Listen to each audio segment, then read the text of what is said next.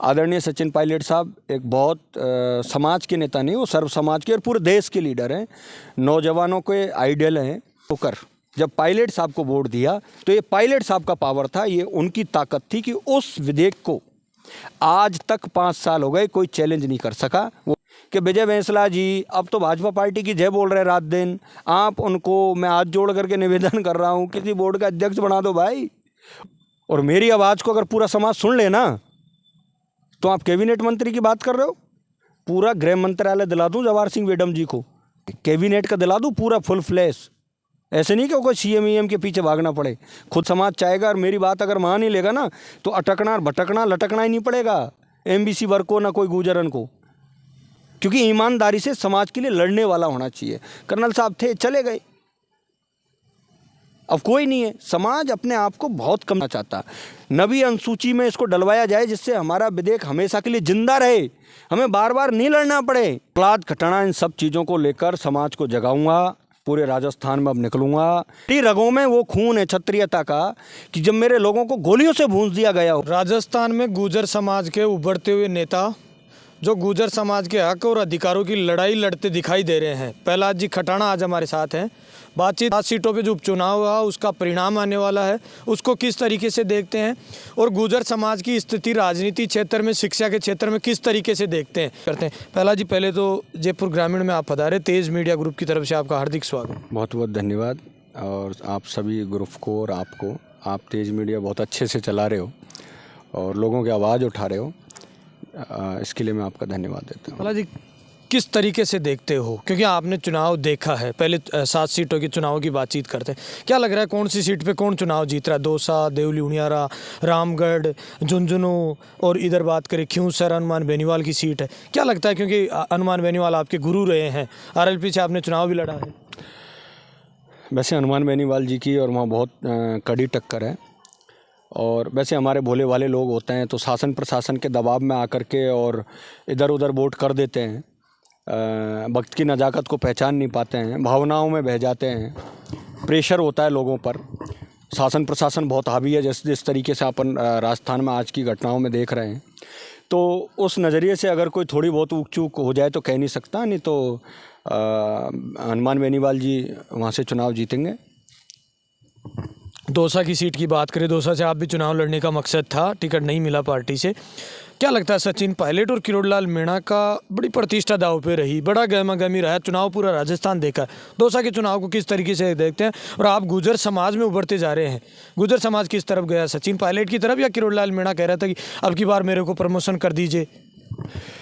जब आप समाज की बात करते हो, डॉक्टर साहब की और पायलट साहब की आप बीच में ये बात कर रहे हो दौसा को लेकर के, तो मैं ये कहना चाहूँगा कि यहाँ किसी की प्रतिष्ठा का कोई सवाल नहीं था, डॉक्टर साहब ने अपनी प्रतिष्ठा का सवाल बनाया है। अब बात आती है गुर्जर समाज की, तो गुर्जर समाज ने तो डॉक्टर साहब को सवाई माधोपुर में भी वोट दिया, सवाई माधोपुर में वोट दिया, इधर उसके भतीजे को महुआ में वोट दिया, और जब वो यहाँ आए तो यहाँ भी वोट दे रहे थे। लेकिन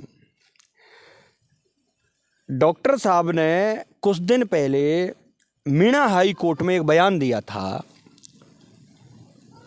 कि जो ST/SC आरक्षण को जो सुप्रीम कोर्ट ने एक ऑर्डर जो निकाला था कि भाई प्रत्येक राज्य सरकार को एक पावर दिया था कि कैटेगरी में कैटेगरी चुनना, उसको लेकर के जो बयान दिया था कि मैं मंत्री हो गया, MLA हो गया, मेरा भतीजा बन गया और मेरा जगमोहन भाई अधिकारी बन गया, और मेरे गांव में पत्थर फोड़ने वाला व्यक्ति आज भी पत्थर फोड़ रहा है, तो इस आरक्षण से उसको फायदा मिलेगा। ये बात कहीं न कहीं मीणा समाज के मन में थी।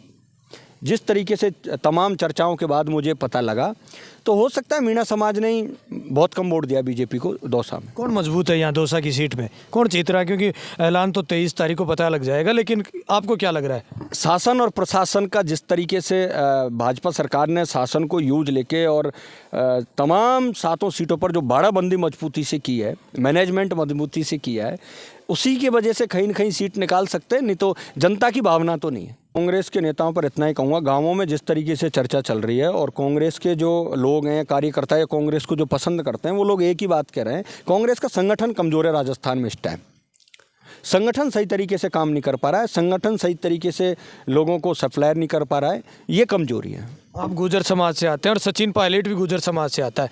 क्या मानते हैं सचिन पायलट की जिस तरीके से मेहनत की उसके बाद में 18 में सीएम नहीं बनाया गया, उसके बाद में फिर 18 से 23 तक भारतीय जनता पार्टी की सरकार आ गई, अब क्या भविष्य मानते हैं सचिन पायलट? देखो, हर व्यक्ति को किसी न किसी समाज में पैदा होना पड़ता है, लेकिन जब वो व्यक्ति का नाम जितना बड़ा हो जाता है तो पीछे उसको जोड़ने की कोशिश करते हैं।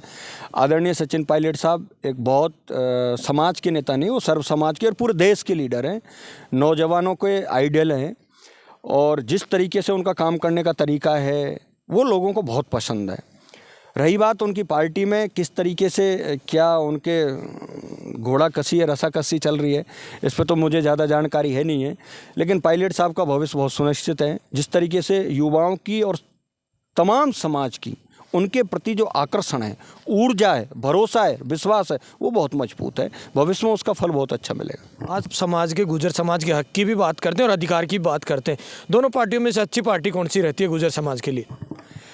समाज के लिए तो पार्टियां तो क्या है, अगर इस बात पर अपन बात करेंगे तो भाजपा पार्टी ने ज़्यादा नुकसान किया, क्योंकि हमारे लोगों ने इतने लोगों को गोलियों से भूंज दिया गया था और उसके बदले कोई अधिकारी पर आज तक कोई कार्रवाई नहीं हुई। ये सबको पता है, सर्वविदित है, मैं कहूँ या आप कहो, ये सबको पता है।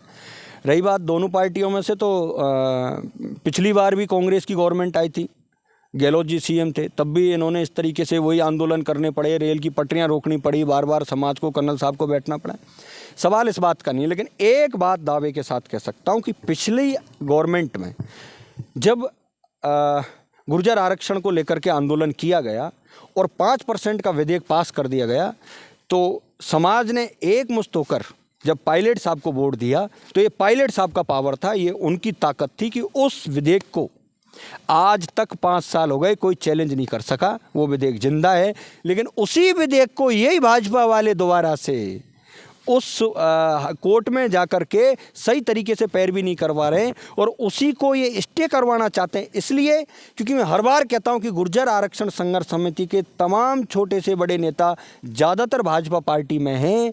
भाजपा पार्टी उनको रोजगार देने के लिए, कहीं ऐसा नहीं हो जाए कि गुर्जरों का आरक्षण का MBC वर्ग का जो विधेयक जिंदा है उसको ये आज कोई उसकी सही तरीके से हेयरिंग नहीं कर रहे हैं, उसको अटका दें, लटका दें और दोबारा से नेताओं को रोजगार दे दें कि आप समाज के बीच में जाओ, पंचायत करो, ये करो। क्योंकि कोई तो संघर्ष समिति का अध्यक्ष MLA नहीं बनाए, किसी को कोई नहीं बनाया, क्या नहीं बनाया। तो मैं तो कह रहा हूँ ना भाई कि विजय बैंसला जी अब तो भाजपा पार्टी की जय बोल रहे हैं रात दिन। आप उनको, मैं हाथ जोड़ करके निवेदन कर रहा हूँ, किसी बोर्ड का अध्यक्ष बना दो भाई। और जिन बोर्डों का अध्यक्ष बनाए, देवनारायण बोर्ड का अध्यक्ष बडाना जी को बनाया है, गाड़ी नहीं है, घोड़ा नहीं है, बंगला नहीं है, वैसे ही हवा में उड़ रहे, नाम लिख दिया बस इसीलिए। गृह राज्य मंत्री जी बना दिए हमारे जवाहर सिंह जी बेटे। एक तो इतने बड़े समाज के प्रति एक तो कैबिनेट मंत्री होना चाहिए ना। प्रहलाद भाई, इतना आरोप आप लगा रहे हैं, जब मंत्रिमंडल का गठन हो रहा था, जब आप खुल के क्यों नहीं बता पाए? क्योंकि सरकार को जिस तरीके से कांग्रेस की सरकार रही, 18 में सरकार आई थी तो मंत्री बनाए गए थे, कैबिनेट मंत्री शकुंतला राउत थी, उधर धीरज गुर्जर को अच्छा बोर्ड का पद मिला था, सचिन पायलट थे। अब क्या रहा? फिर गुर्जर अपना हक कब ले पाएंगे और कैसे ले पाएंगे, ये बता दीजिए। मेरे भाई, आप व्यक्तिगत मेरी बात कर रहे हो, क्या आपने तब क्यों नहीं बोला? मैं तो आज बोल रहा हूँ, और मेरी आवाज़ को अगर पूरा समाज सुन ले ना, तो आप कैबिनेट मंत्री की बात कर रहे हो, पूरा गृह मंत्रालय दिला दूं जवाहर सिंह मैडम जी को। एक बार समाज खड़ा तो हो। गृह मंत्रालय दे रखा अभी राजस्थान सरकार में, राज दे रखा है, कैबिनेट का दिला दूं पूरा फुल फ्लैश। ऐसे नहीं कि कोई CM के पीछे भागना पड़े, खुद के हाथ में होगा सब कुछ। और जिस दिन समाज चाहेगा और मेरी बात अगर मान ही लेगा ना, तो अटकना, भटकना, लटकना ही नहीं पड़ेगा MBC वर्ग को, ना कोई गुर्जरन को। क्योंकि ईमानदारी से समाज के लिए लड़ने वाला होना चाहिए। कर्नल साहब थे, चले गए, अब कोई नहीं है। समाज अपने आप को बहुत कमज़ोर महसूस कर रहा है, वो चाह रहा है ऐसा कौन व्यक्ति है जो ईमानदारी से लड़ाई लड़े। 15 साल से लड़ रहा हूँ, आगे भी लड़ाऊँगा, लोगों को जगा रहा हूँ, भरोसे में ले रहा हूँ, विश्वास में ले रहा हूँ, और देखना आप आगे ईंट से ईंट बजा देंगे, भजन लाल जी को सोने नहीं देंगे। प्रहलाद खटाना क्या चाहता है गुर्जर समाज को लेकर, क्या स्टैंड है आगे? प्रहलाद खटाना गुर्जर समाज को लेकर एक ही चीज़ चाहता है कि जिस समाज ने, जिस आरक्षण के लिए सैकड़ों शहादतें थी, विकलांग हो गए, बेरोजगार हो गए, इतनी बड़ी लड़ाइयाँ लड़ी, उस समाज की शहादतों को हम बेकार नहीं जाने देंगे। और गुर्जर समाज को जो आरक्षण मिला है वो सरकारी नौकरियों में और शिक्षा में मिला है, कोई ये तो है नहीं है कि राजनीति में मिला है। अब आरक्षण से नेता तो बन के निकल जाते हैं, बाद में कोई नहीं लड़ता, मजबूरी है उनकी, उनको मुबारक है। अब प्रहलाद खटाना ये चाहता है कि जो आरक्षण मिला है, आगे जो सरकार कह रही है कि 4 लाख भर्तियां निकालेंगे, उन 4 लाख भर्तियों में रोस्टर प्रणाली से पूरा 5% का हक चाहता है। उस लड़ाई को कमज़ोर नहीं होने देना चाहता।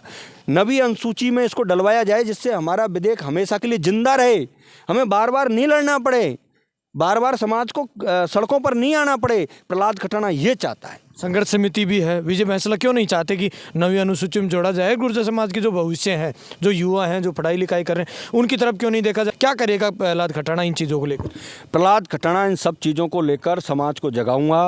पूरे राजस्थान में अब निकलूँगा, मैंने प्रेस कॉन्फ्रेंस की है, मैं लोगों से मिल रहा हूँ, डेली हर जगह जा रहा हूँ। पूरे राजस्थान में समाज को जगाने के लिए युवा आक्रोश रैलियां करूंगा, गुर्जर समाज की तमाम मुद्दों को लेकर के जाऊंगा। मैं समाज की आवाज़ को ना तो दबने दूंगा, ना झुकने दूंगा, लड़ूंगा, अंतिम सांस तक लड़ूंगा। रही बात जो आपने की कि भाई विजय बैंसला जी संघर्ष समिति के अध्यक्ष हैं, और तो कोई संघर्ष समिति नहीं है अभी, वो अपने आप मर्जी से बने। प्रोटोकॉल तो है उनके पास संघर्ष समिति का, प्रोटोकॉल है। जब कोई आदमी जैसे आज मेरे से खूब कह रहे हैं बीजेपी वाले, भाई प्रहलाद आजा बीजेपी में, तेरे को पद दे देते हैं, तेरे को सदस्य बना देते हैं। कांग्रेस वाले कह रहे हैं आजा भैया। क्यों नहीं जाना चाहता? मैं नहीं जाना चाहता, मेरी रगों में वो खून है क्षत्रियता का कि जब मेरे लोगों को गोलियों से भूंज दिया गया हो और वहीं जाकर के पानी पिएं। हम वो क्षत्रिय लोग हैं कि कोई हमारा खून का प्यासा हो जाए और उस घर का पानी पी लें, ये मेरी रगों में तो नहीं है, और जिनको है उनको मुबारक है। प्रहलाद भाई, आज विराटनगर की भी बात करते हैं क्योंकि लाजमी है, आप करौली से चलकर विराटनगर का सफ़र तय किया है। क्या ज़रूरत पड़ गई थी इतनी? आपको कैसे पीड़ा हुई कि एक समाज के युवा के साथ अन्याय हो रहा है? मैं विराटनगर आया, एक भाई की आंखें फोड़ दी। उस भाई ने जिस तरीके से वीडियो सोशल मीडिया पे डाला, मुझे पता लगा, मेरी उनसे बात हुई। बात होने के बाद रात को हुई, सुबह हुई, मैं वहाँ से निकला, मैंने सोशल मीडिया के माध्यम से और आपने आपके चैनल पर चलाया, तो मैं जैसे ही वहाँ पहुँचा तो घटना तो सच थी कि प्रशासन ने उसको इतना मारा और उसका कोई दोष नहीं था। दोष ये था कि एक लाइनमैन से उसकी कोई कहासुनी होती है, लाइनमैन का पावर होता है, थाने में बैठे हुए लोग जानकार होते हैं, रात को जाते हैं, घर से उठाते हैं और उसको पटक करके ले जाते हैं, आंखें फोड़ दी गई। लेकिन दुर्भाग्य देखिए, जब प्रहलाद खटाना पीड़ित के घर पहुंचता है, धर्मपाल गुर्जर के घर, तो धर्मपाल गुर्जर का भी मोबाइल स्विच ऑफ करके उसको, उसकी आवाज़ को दबाया जाता है और उसको गायब कर दिया जाता है। इससे दुर्भाग्य नहीं हो सकता। ये प्रहलाद जी खटाना है जो गुर्जर समाज के हक और अधिकार की लड़ाई लड़ रहे हैं। मैं शुरू में भी कह रहा था कि उभर रहे हैं, यानी तमाम अपडंडे अपनाकर गुर्जर समाज को एक अच्छी दिशा देने का प्रयास कर रहे हैं। आप मेरे साथ देख रहे हैं तेज मीडिया ग्रुप और मैं हूँ तेजपाल। जय हिंद, जय भारत।